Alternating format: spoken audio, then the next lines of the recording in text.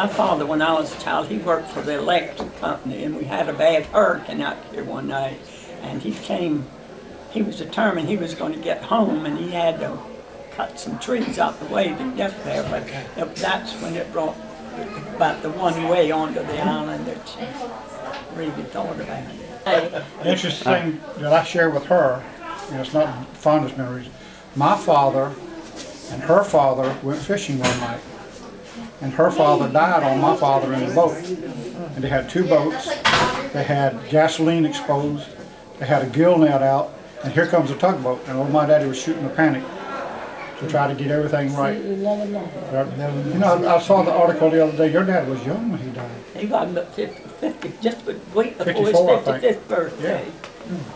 But that was quite a traumatic He was a fine man. And it was hard for your dad too. Oh, it scared him to death. I remember my children were sick, and my aunt, he went to my aunt's house first, Doc McGee, and she came over to my house to tell me about it. And I went down to the river. When I got there, they told me my father was gone, so I had to go tell my mother. And that was one of the hardest things I think I ever did. On Friday nights, the baseball games would be at Grayson Stadium, and my daddy would take us, you know, because that was ladies' night and all the kids could get in free. So we'd be about 4 or 5 trailing along, and one time they asked my mother, said, "All these children belong to you?" She said, "They with me, aren't they?" But that was a good entertainment for us. Yeah. And then they had the skating rink. It was at Daffin Park, and then they had one at RB's for a while, but it didn't last too long. The pavilion down there hosted many different things. Another thing I remember about the streetcar was it would come down to the end of Bluff Drive. But they also, when I was a child, they had a animal zoo like that, and they had different animals in there that you could go in and see. Just, you know, walk in and see them. We were the only ones in our immediate neighborhood that had a telephone. And when, remember, Elmer Roberts would get a phone call, you'd have to haul, and that was a long way to haul. My grandpa, he worked for the CNS Bank, and well, he was a mysterious Santa Claus too, because he started that years ago, in 1901 or 1902. But anyhow, he always had animals in his backyard. He would come in, and he had a cow, and he had a mule named Ephraim.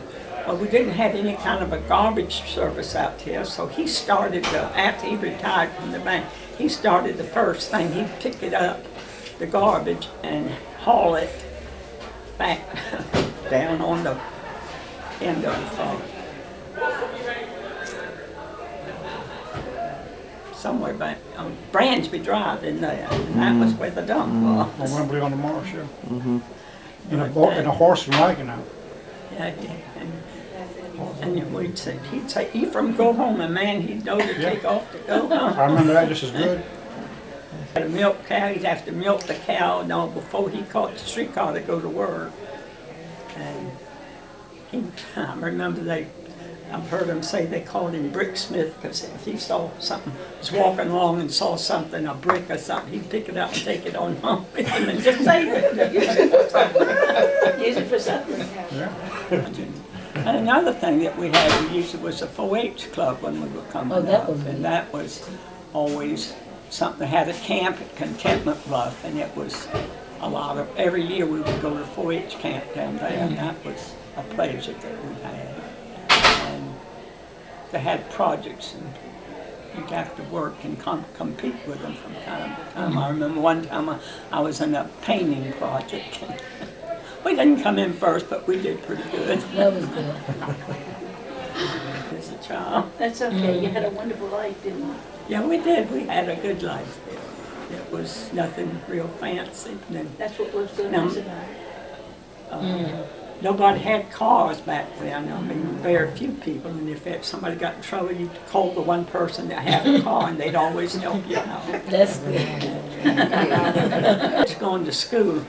sure didn't have cars to drive to school like they do They now. walked We to rode school. the school bus, and that was why I couldn't take in part in the activities after school when you got in going to school in town. You can't believe when you go into chapel today that all those people came to church in that, because they had a choir, a big choir that was up in the front of the, and then I can't believe all those people sat in that church, but we did. We must have been like this. And we all but- walked. And we all walked to church. Everybody walked to from our house, church. and nobody drove a car. No, nobody drove a car. Nobody walked. And then we had the front part where the parish hall is. The front part of it was there then. And as Mary was talking about, then the minister lived next door in a 2-story ugly brick house. But then gradually, but you weren't conscious of the fact that people were building all down on, all around down Hope Crest and down on the water down there. But originally we called it the ditch that went down New Macintosh. And I meant to bring a picture of what it looked like across the river, because it was just a mud flat across the river from here. They just filled that in. Do you remember that? Mm-hmm. So a lot of it had been dredged out.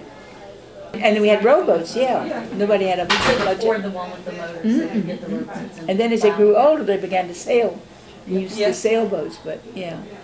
That was the best part. It was like a great big holding place for children, because you didn't have to worry about it, because everybody looked out for everybody else's children.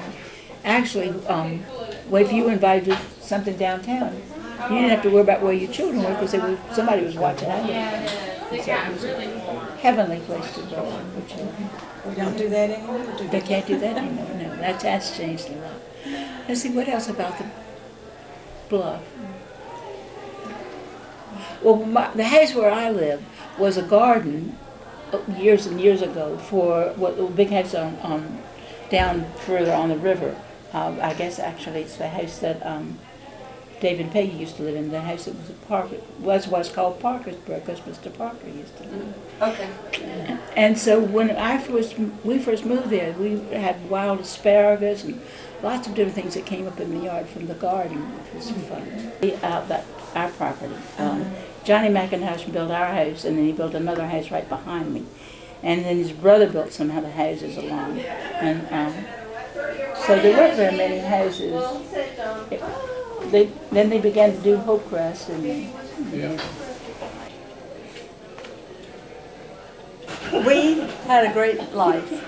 Our mother would play with us, and she gardened, and I remember swinging in this wonderful wide swing outside between 2 pine trees, and one time she was gardening and we were being bad, and we covered ourselves, we got wet all over. I guess we had on bathing suits.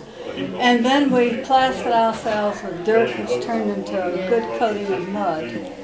And she wouldn't let us hose each other off. She made us, as punishment, get dry. It cracked. It was uncomfortable. Then she hosed us off. But I remember that. To 67 Bluff Drive. I think it was 69 Bluff Drive at that time. At Christmas time, our habit was to make up our beds, come down for breakfast, clean up the kitchen and the dishes, and then we could go into the Christmas tree. That was fun. And that was routine, so we didn't mind.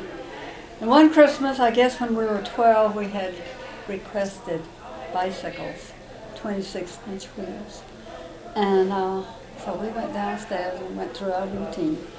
And when we went into the Christmas tree, no bikes, and we were crushed. But then we looked up, and around the tree were the 2 bikes. We were just overjoyed. We loved our bikes. And we used to bike up and down Bluff Drive to see our friends. And Will Thierce was a good friend at that time. And we would get on our bikes early in the morning and ride. But Will always seemed to get up earlier than we did. So she came down to our house, and I had a string of twine tied onto my big toe, out the window and down to the drive, and she would pull it and wake us up. So we would throw on our shorts, shirts and get outside, ride together. When we were 4, our mother started taking us to swim. She taught us to swim. And we had those little inner tube, those little porpoises or water wings we called them. And so at 4 we started swimming. And Daddy taught us to dive later. In the summertime, we spent our lives in the river when it was high tide. Daddy wouldn't let us swim at low tide, and that was a good idea. And we used to swim back and forth to the Salina dock, which used to be Miss Mamie Jackson's dock. And she was an elderly lady, and she wore a bathing dress. And there was a bench she had put between 2 pilings under her dock, well, the upper part of the dock. And she would sit on that, and the water would come up to her waist, and she'd paddle around. And I remember her. She didn't have the best sense of humor with children, but we would swim back and forth and visit with her. And there were about 5 or 6 girls, 5 or 6 boys, and we spent our time together doing things until the boys turned 16 and they got summer jobs. So then we gals were together, and we would be on the waterfront swimming or skiing or what have you. And then at night we get together. I'm surprised our parents let us, but you know it was different then. It was safe, and it was a lovely time to grow up. And we would go to someone's dock, and we'd sit around and we would sing all these old songs together and harmonize, we gals. Wimberley was a forest, as was Parkersburg a forest. There was one family living in Parkersburg when we were at Pierpont Cottage. And she, the girl who was 3 years older than we, I think, would come over and play with us. I remember the family name, Trimble. And her name was Gladys. But getting back to Wimberley, it was a lovely place to go into and build forts. We were tomboys. We climbed trees. We had a great tree that had huge wisteria vines, and that was our pathway up the tree. Then, Mrs. Clementine LeBay and her daughter, Miss Ella LeBay, lived 2 houses down from us, not in the direction of the marina. And she was our Girl Scout leader, troop leader. And next door to her house was this wonderful forest. And you couldn't get through it, it was so thick. So we climbed through it. And there were, I guess, grapevines. And we'd get up on top and we'd bounce around on it, and we had a great time. And we called it Sherwood Forest. Daddy loved planting. He was a fertilizer manufacturer. So when I was 10, he was able to get a lot of cuttings of camellias from Judge Solomon at Grimble's Point. Also, I think he got cuttings of azaleas. And he started propagating. Propagating them. How do you know? Because I'm a horticulturist. Oh, I'm glad to meet you. I love plants and planting. Anyway, I felt sorry for Daddy working out there all by himself, alone, of course. And I thought, well, I'm going to keep him company. So he put me to work, helping him. I was 10. He said, when I was 20, or in 10 years, these plants, the camellia plants, would be over 6 feet tall, and they were. And he used to graft, when they get so big, he would graft them and get a new plant. He had a seedling that came up that he named for Mommy, Kitty Coat, and it was lovely. We always had flowers in the house. Daddy would cut the camellias in the wintertime, and he would bring them in, and Mommy would have them throughout the house. And when we went to formal dances, she would make us corsages, and our boyfriends didn't have to buy corsages. And then Joan would paint them, and we have several of her watercolors left, and they're framed. Mommy framed them. We rode that trolley. Tell me about the trolley. Oh, we would ride it home. Daddy would take us to school, but after we got to be 12, I guess, we would ride it home. And we enjoyed it. And then during the war, in the summertime, they had what they called the Victory trolley. and it was open air, and it had the red, white, and blue. You know. It was called the what? flag. Victory. Victory. Truck? Streetcar. Yes. And we would ride that.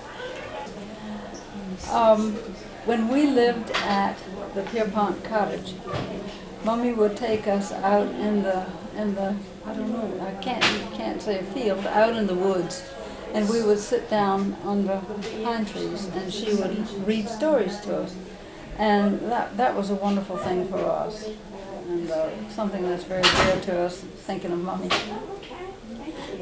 Daddy raised chickens too, and there were of course, little babies, biddies we called them, and we each had one that we loved.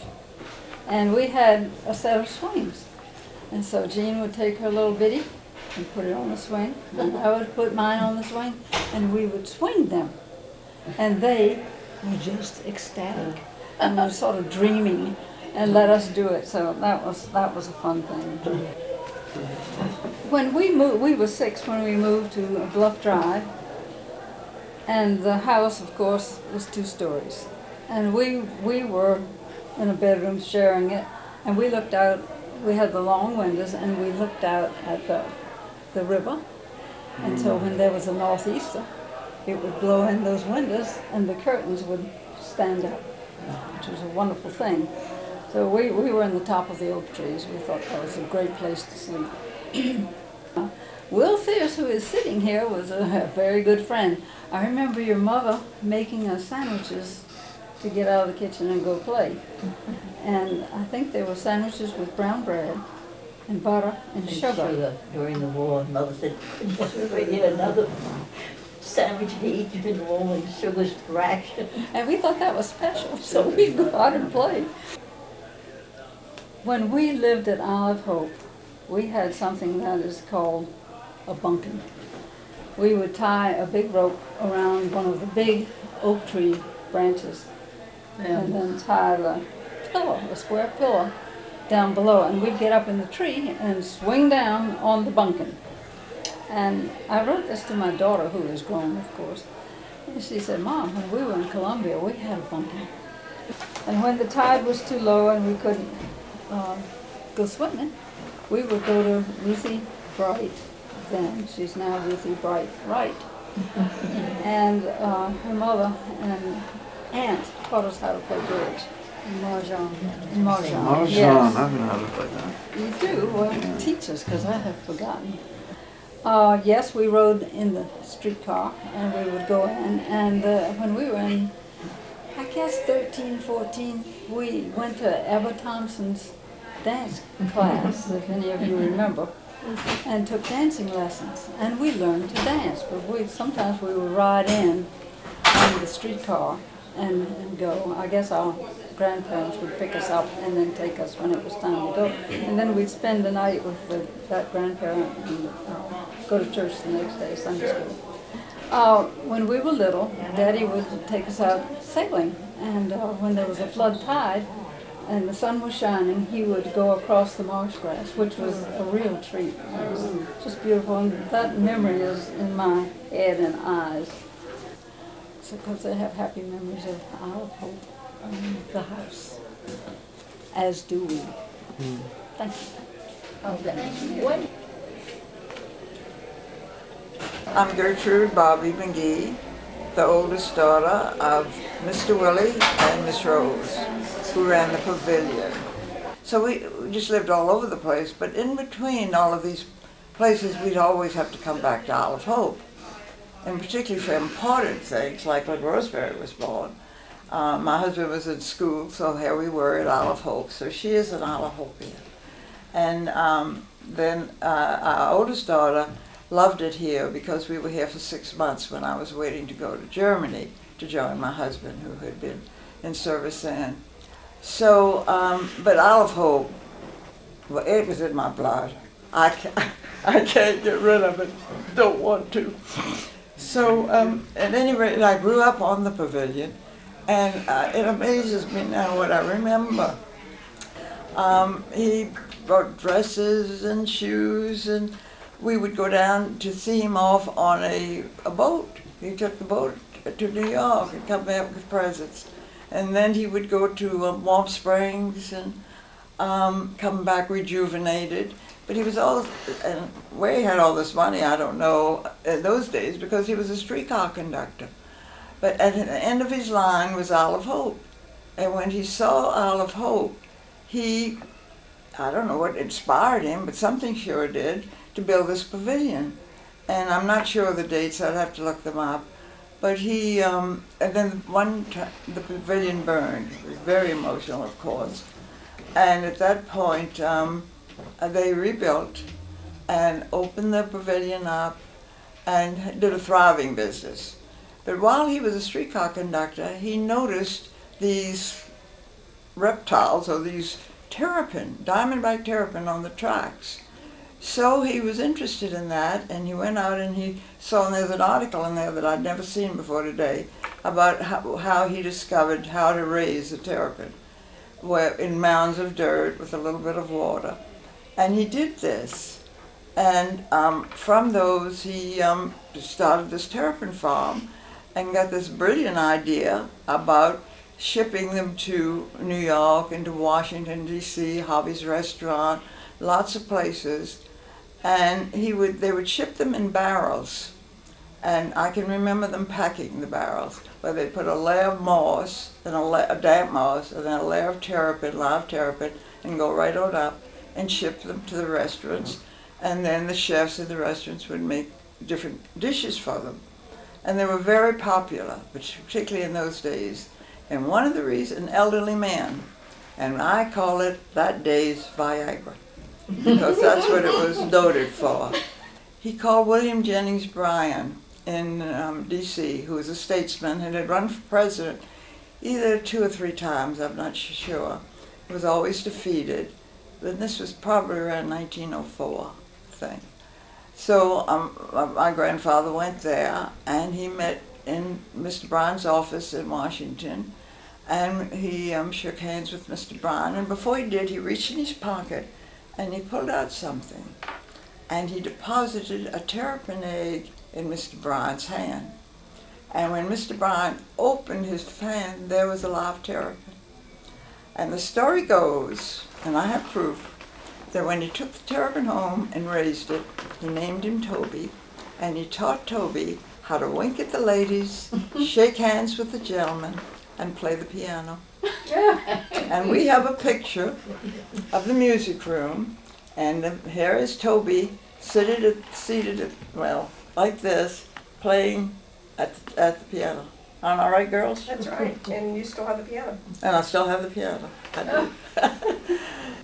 And the bus used to come out to Isle of Hope to the pavilion, and the tourists got out and they would go to the terrapin farm, which was divided into pens.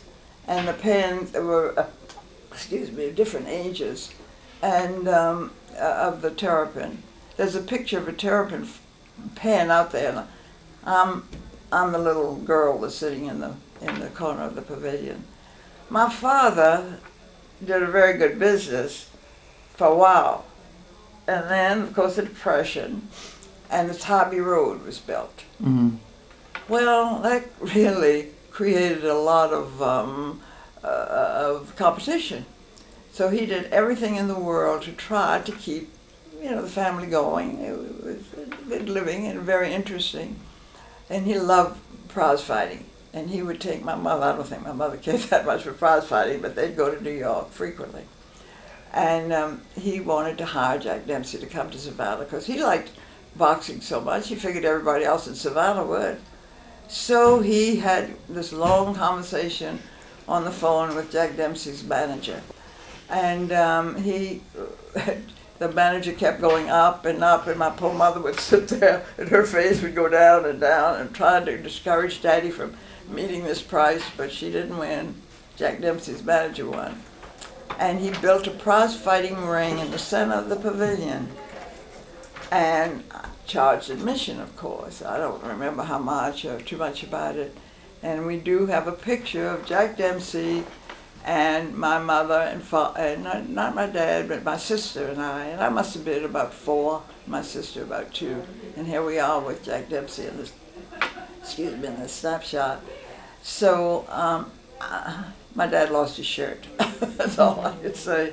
It wasn't a very successful venture, but you know, that's where it comes. Well, they had Georgia Five come out and play all the time, but they also had name orchestras come. Jan Garber. And probably they would pick up, maybe come by the name, and maybe they would pick up musicians along the way. Oh, my mother was something. She was the heart and soul of keeping that place going for my dad. She'd do everything. And of course, when they were first married, there was a lot of help to look after us.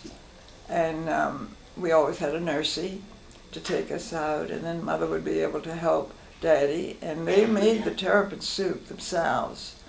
And I noted today the labels for the shrimp and also clam chowder. Now I remember them canning the shrimp.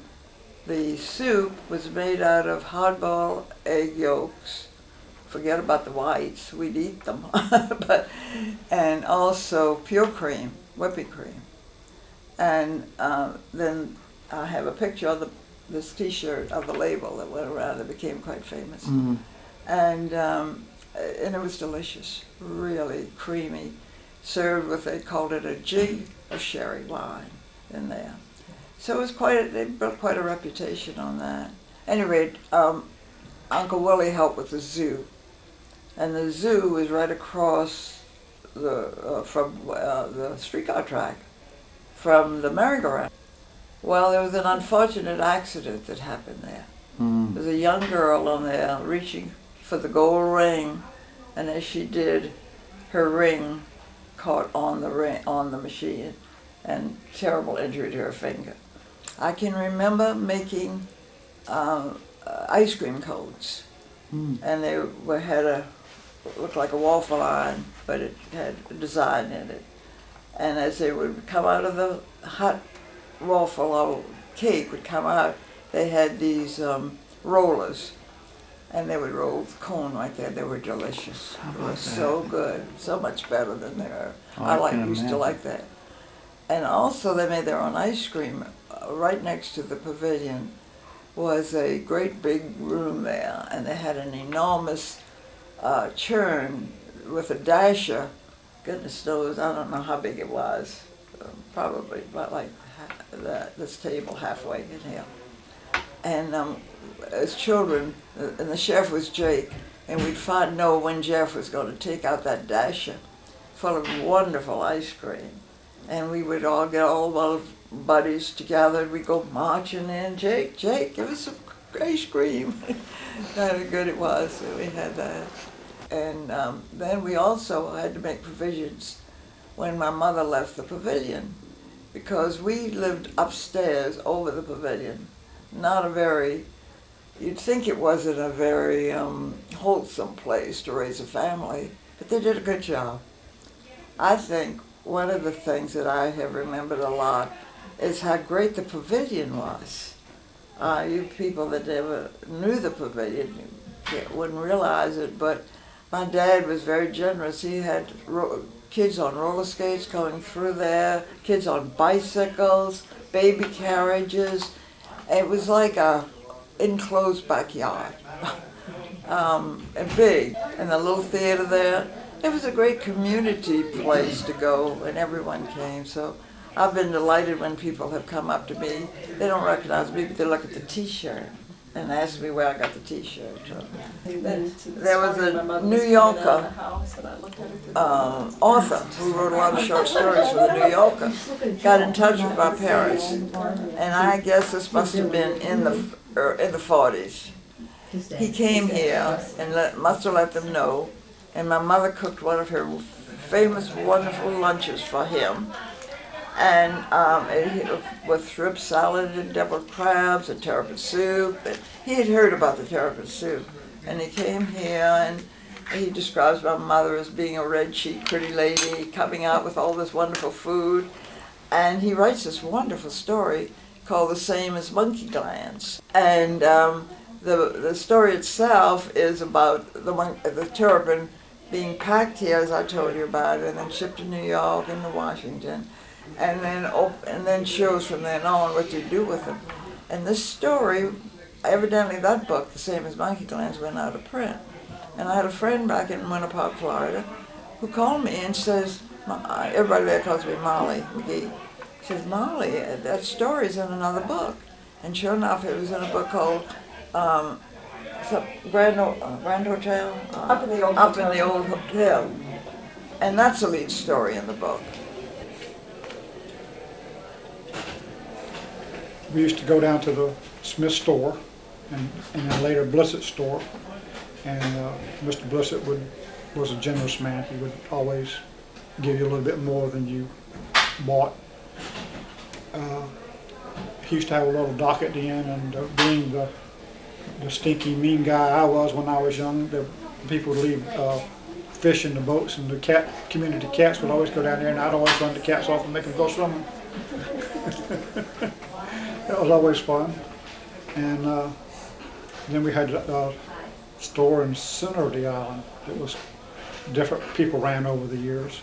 It was Kinsey's and Boyd's and Witherington's and Barris, and then Kinsey again. And then they also had a post office in it, and that was interesting. They had a hand crank gas pump in the front. You had the little glass at the top, and crank the gas up to the top and then let it gravity feed.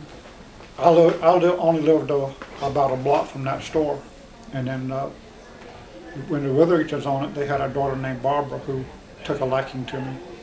And I would go in there with 2 or 3 pennies, and she would give me about 15 cents worth of candy. And also they had a delivery system in an old Dodge truck, so I would ride with them in the back of the truck all over the island delivering groceries to the different people on the island. That was really interesting. And Mrs. Beckman, she had kindergarten behind her house, which is right across the street from the store. And she was a nice lady. You could hear her talking for about 4 blocks. And she ran the kindergarten as long as I could remember. And across, right next door to the store was a Mrs. Downing, who was the principal of the Isle Hope School. And one day, as an early teenager, Mr. Downing had a new Oldsmobile with a great big engine in it, and he was forever cranking it up and racing the engine before he started. And one day the gas pedal stuck, and he dropped it in gear and shot across the road and through the schoolyard and stuck up under Mr. Fisher's house. I don't know how he made it through all those trees, but he did. Knocked down the back of the house. People rented rowboats from not only the marina, but from the Barbies Pavilion area. And then that started phasing out, and people started buying their own boats into the 60s. When I was a small boy, living on Henderson, that was the end of the island. There was no Wimberley. Right. And back there was nothing but woods. And occasionally you would walk up on a moonshine still. And where a few people live now, I don't know if you know Anita Adair, where her house was one of the stills. Yeah. And I played in that hole as a child. And then Do you remember the explosion? I remember explosions. I remember them all the time. You could hear them. You could hear them through Wimberley and Wormslow and on the islands when the revenuers would come out and be destroying the stills. And also back then we had panthers on the island, and when they screamed, they would sound like a woman screaming. And we had a lot of deer and a lot of foxes and wild animals, but they didn't come out then like they do now, I guess because they were hunted back then.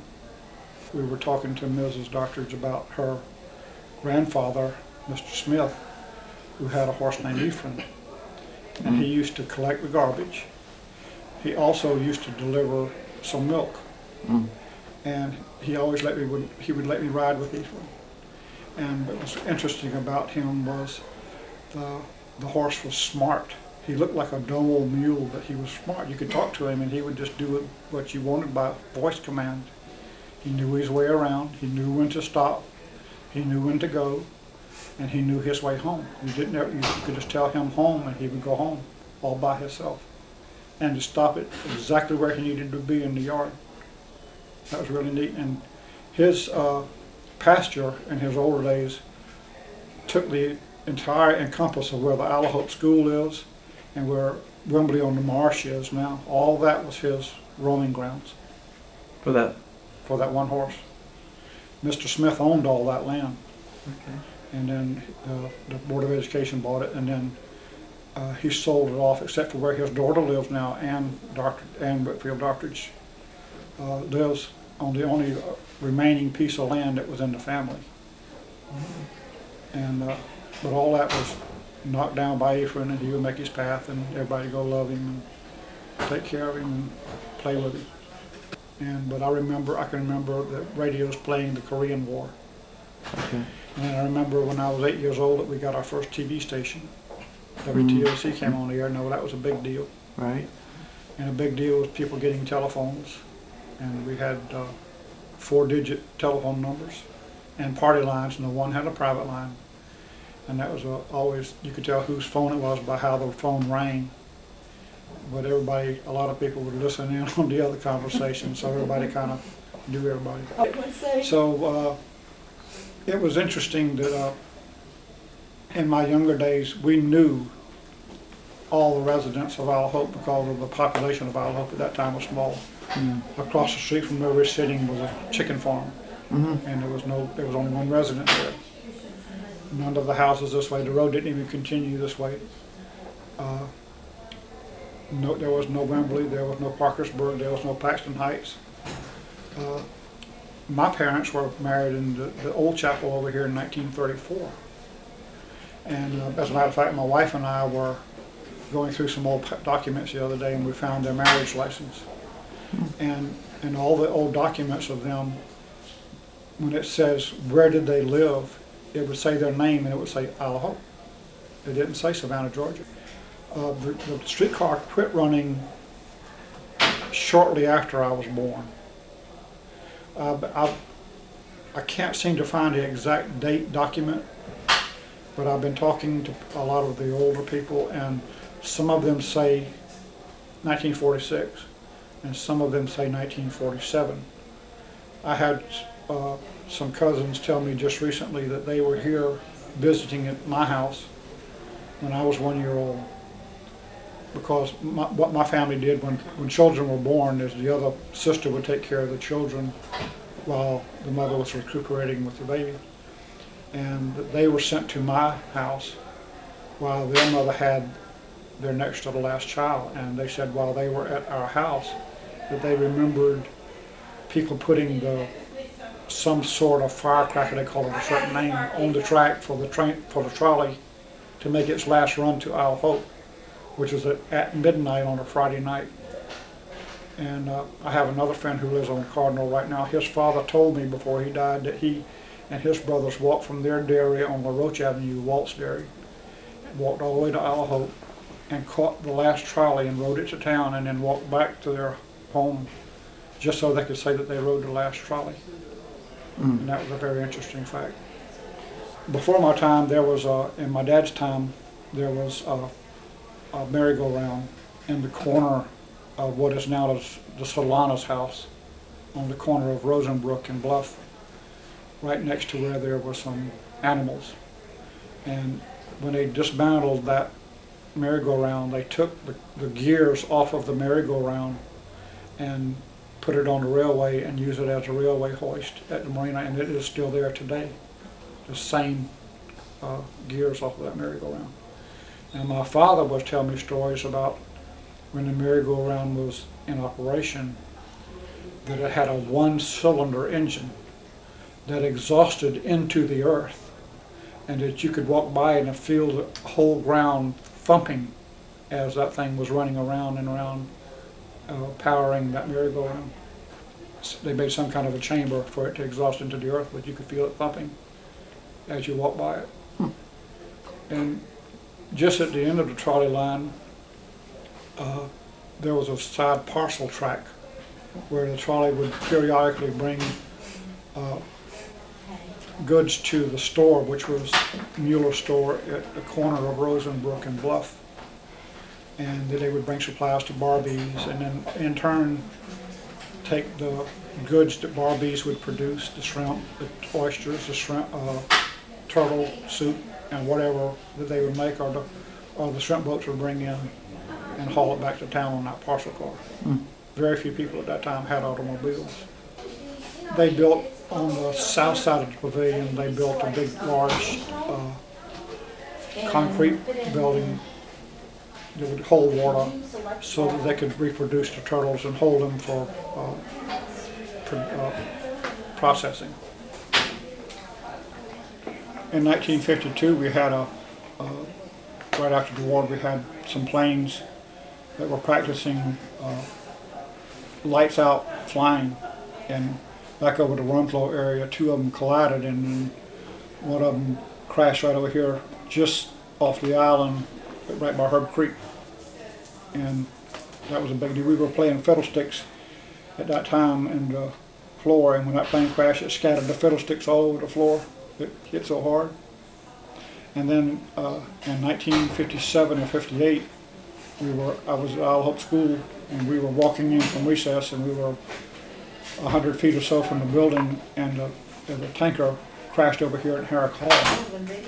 And I remember looking at the side of the school and just pushed the windows in when it crashed and blew up. But it was a fuel tanker. It was full of jet fuel. No, it crashed on the land at Herrick Hall, just off Norwood over there. That plane, I don't know exactly what was wrong with it, but when it got up off of Hunter, and it being full of fuel, being a refueler, Right. it never gained any altitude. It only skimmed the treetops, and the pilot, being as good as he was trying to make it to the marsh so that he wouldn't crash down into the houses or onto the land somewhere to be safe. Right. And he made it within a block and a half of the marsh. And just as it hit, it was 3 houses down from my aunt's house. And just as it come across the last road, one of the passengers in that plane jumped out and went through the roof of a house and landed in the ceiling in the attic of the house. And then it crashed over on the other side of the street. And then there was another man, Mr. Williams, he was right there gardening, and he thought he was going to do some good, and he grabbed his water hose and sprayed on the jet fuel when you can't put water on JP4, and it burned him up. So we lost a lot of good friends in that. There was one guy who was building a house over on Easy Street, which is the house, the plane crashed right behind it, and it blew his brand new house down, just the walls were up. And he sold that place and moved over here on Paxton Heights and Central Avenue and built a house after that. There's a lot of farmland in Wormslow at the time too. The Barrows used to farm quite an acreage in there. Okay. And I don't know what they did with it, but they did a lot of farming. And over here, my brother actually worked at the chicken farm, and the land that wasn't chicken houses was corn and grain and different things for the chickens. Mr. Brady ran the marina, and he also became a friend of mine. And he would come down and talk to me when I come to the marina, and they would go out and put the lanterns on the boat every night. So he'd let me drive the boat out and take them to the lanterns sometime, and Willie wasn't there to row out and put the lanterns on. They would put lanterns on at night and take them off in the morning. Every night they had to put the lights on the boats in the anchorage. They filmed the movie Cape Fear with Robert Mitchum and Laurie Martin and then some of the other big names I can't remember at the time. And what was interesting about that, we were standing on Roeblin's dock watching them film, and they had a camera on a tripod, 3 wheels, rolling along the dock. Well, in my younger days, the piling were palmettos, trees. They weren't the good piling you see now. And they were rolling along, and the docks collapsed down with the camera and all the people. And they didn't go in the water, but it did scare them. So they had to stop filming and repair the dock and then go on about their business. And then in 1959, they extended the marina to what it was before it is now. And then one other interesting fact is that if anybody has bought up the condo, but they tried to build condos down here. Well, I'm one of the main reasons they couldn't. That's good. My land was in the middle of their land, and they came to me and wanted to buy it for just about nothing. But it just so happened a few weeks before this, there was an outboard motor division where several of the houses on the bluff are. And there were some guys coming out and stealing some motors there. So this guy who had the outboard section hired this guy to guard his outboards. Well, it was just like a sore thumb. He couldn't catch anything. So I walked down there and talked to him. I said, "Dude, what you doing?" He says, "I'm going to catch these guys." I said, "You're not going to do it like this." So I pointed to my house. I told him, I said, "You drive up in my driveway and park just into the shadow of my house." He says, "I don't have a gun big enough." I said, "I do." So I gave him a 10-gauge double-barrel shotgun. I said, "Now I'll be back in a minute." I said, "My brother lives right behind us." I said, "Now he might walk over here and you might shoot him." I said, "So I'm going to go tell him that you're here." I walked to my brother's, walked back, wasn't going 5 minutes. When I got back, he had the gun on. Just that quick. And they came in a local politician's car to do this bad deed.